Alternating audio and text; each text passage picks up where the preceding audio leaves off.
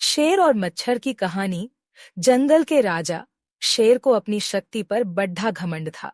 वह स्वयं को सबसे शक्तिमान समझता था, इसलिए जंगल के हर जानवरों पर अपनी धौंस जमाता रहता था। जंगल के जानवर भी क्या करते, अपने प्राण सबको प्रिय थे, इसलिए न चाहकर भी शेर के सामने नतमस्तक हो जाते। एक दिन दोपहर के समय शेर एक पेड़ के नीचे सो रहा था। वहीं एक मच्छर भिनभिना रहा था, जिससे शेर की नींद में खलल पड़ रहा था।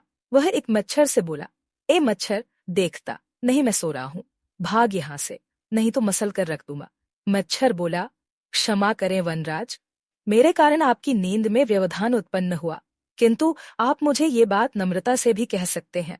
आखिर मैं भी इस धरती का जीव हूँ। अच्छा, तो तू छोटा सा मच्छर मुझसे जुबान लड़ाएगा? और क्या भल कहा मैंने? तुम मच्छर हो ही ऐसे कि कोई भी तुम्हें यूं मसल दे। मैं तो ये बार बार कहूंगा, क्या बिगाड़ लोगे तुम मेरा? मच्छर को शेर की बात और व्यवहार बहुत बुरा लगा। वह अपने साथी मच्छरों के पास गया और उन्हें सारी बताई। सभी मच्छरों को शेर की बात चुभ गई। उन्होंने तय किया कि इस संबंध में एक बार सब मिलकर शेर से बात करेंगे। सभी मच्छर शेर के पास पहुंचे और बोले, वनराज, हमें आपसे बात करनी है, जल्दी बोलो, मुझे तुम जैसों से बात करने की फुर्सत नहीं है। शेर बोला, वनराज, आप होंगे बहुत शक्तिशाली, किंतु इसका अर्थ ये कतई नहीं है कि आप अन्य जीवों और प्राणियों का मजाक उड़ाएं या उन्हें नीचा दिखाएं। मच्छर बोले, मैंने जो कहा सच कहा, मैं सबसे शक्तिशाली हूँ और मुझे कोई हरा नहीं सकता। घमंड में चूर शेर गरजा, ऐसा नहीं है, अगर आप शक्तिशाली हैं तो हम में भी इतना सामर्थ्य है कि आवश्यकता पड़ने पर हम किसी का भी सामना कर सकते हैं और उसे हरा सकते हैं। हम आपको भी हरा सकते हैं। मच्छर भी चुप न रहे। यह सुनकर शेर हंसते हुए बोला, तुम लोग मुझे हराओगे?